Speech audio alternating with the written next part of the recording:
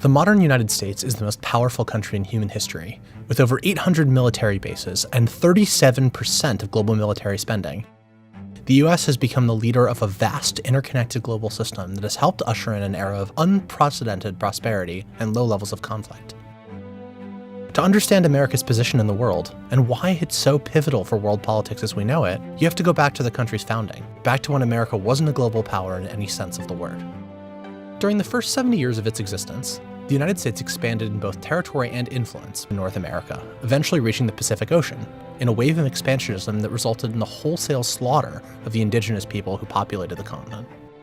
But early Americans were deeply divided as to whether the country should expand beyond the Pacific and Atlantic Oceans.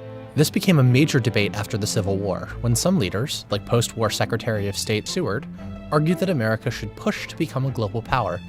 Seward succeeded in pushing a plan to purchase Alaska from Russia, but his attempts to buy Greenland and Iceland, as well as annexed territory in the Caribbean, were all blocked by Congress.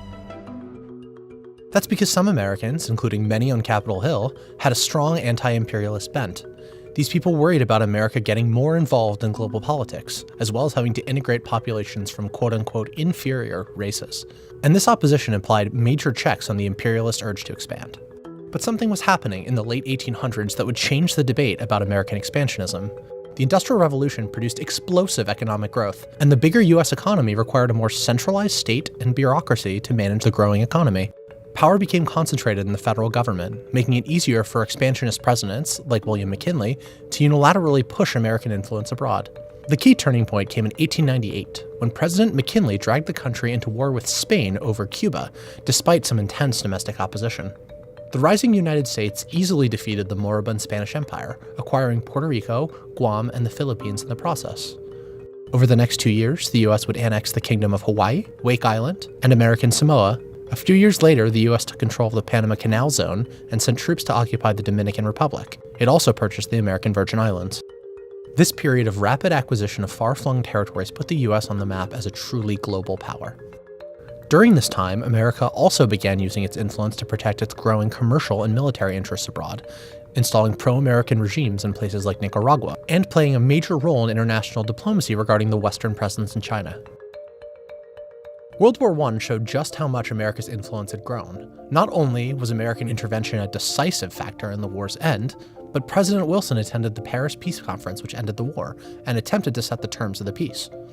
He spearheaded America's most ambitious foreign policy initiative yet, an international organization called the League of Nations, designed to promote peace and cooperation globally. The League, a wholesale effort to remake global politics, showed just how ambitious American foreign policy had become. Yet isolationism was still a major force in the United States. Congress blocked the United States from joining the League of Nations, dooming Wilson's project. During the Great Depression and the rise of Hitler, the US was much more focused on its own region than on European affairs. Ultimately, America's ever-growing entanglements abroad made it impossible for it to stay out of global affairs entirely. In East Asia, the growing Japanese Empire posed a direct threat to American possessions and troops, bringing the United States and Japan into conflict. This culminated in the Pearl Harbor attack, bringing the United States into World War II. World War II would transform America's global presence forever. The United States was the only major power to avoid economic ruin during the war, and it was the sole country equipped with atomic weapons. As such, it was in a unique position to set the terms of the peace, and, with the aim of preventing another war in mind, it took advantage. The most famous example of this is the creation of the United Nations. The UN Charter set up a system of international law prohibiting wars of conquest, like the ones waged by the Nazis and the Japanese. It also served as a forum in which the international community could weigh in on disputes and help resolve them. This way, the Americans hoped, great powers could resolve their differences through compromise and law rather than war. But while the UN is the most famous of the post-war institutions, it isn't the only one. 730 delegates from all 44 allied nations came together in a small vacation haven in New Hampshire. Their goal? To establish a global financial system that would prevent another Great Depression and World War. The resulting agreement, called the Bretton Woods Agreement, ultimately became the backbone of the global financial system, resulting in the World Bank and the International Monetary Fund. By creating these institutions, the United States committed itself to being deeply involved in the world's problems. The issue, though, is that the world's second largest power, the Soviet Union, saw things differently. World War II had made allies out of the democratic West and communist East in the fight against Hitler, but that couldn't last. The United States saw Soviet expansion in Eastern Europe and elsewhere as a direct threat to its vision of a free-trading, democratic world. To a substantial degree, in one form or another, socialism has spread the shadow of human regimentation over most of the nations of the earth, and the shadow is encroaching upon our own liberty. Fearful of Soviet intentions towards Western Europe, the US and other European nations created the North Atlantic Treaty Organization, a military alliance meant to stop Russia from invading other countries in Europe. Globally, the US committed to a strategy called containment, so called because it was aimed at containing the spread of communism everywhere on the globe. This new global struggle meant that the US had to exert influence everywhere, all the time. Instead of disbanding the massive military machine created for World War II, the wheels mostly kept turning. This had two main results. First, the US was pulled into unlikely alliances with countries like Saudi Arabia, Israel, and South Korea, seeing each of them as bulwarks against communist influence in their region. Secondly, the US began intervening, often secretly, in dozens of countries to contain Soviet influence. Sometimes this meant propping up sympathetic dictators, like in Iran. Other times, it meant supplying rebels with arms and money, like in Afghanistan in 1979 and Nicaragua in 1985. Over the course of the Cold War, the US intervened in hundreds of disputes around the globe, ending up with a complicated set of alliances, tensions, and relationships in basically every corner of the Earth. After the Berlin Wall fell, the US could have withdrawn from the system, severing ties with its allies and drawing down the size of its military.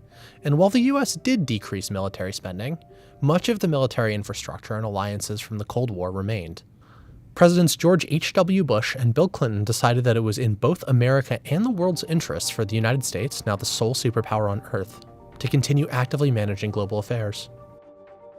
We should be and we must be peacemakers. NATO, created solely as a tool for countering the Soviet Union, stayed together and even expanded, a way of keeping European nations united in the absence of the Soviet threat.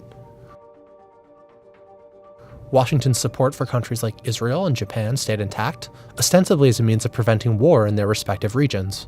The global system of alliances and institutions created to keep the peace during the Cold War became permanent, as did the American military and political commitments necessary to keep them running. This system remains in operation today, and no leading American politician since the Cold War has seriously called for dismantling it. Except, perhaps, for Donald Trump. Trump has said contradictory things about these commitments, but he's consistently argued that American allies are not paying the US enough for its protection, and questioned the value of free trade. That calls NATO and even the World Trade Organization into question. At some point, we have to say, you know what? We're better off if Japan protects itself against this maniac in North Korea.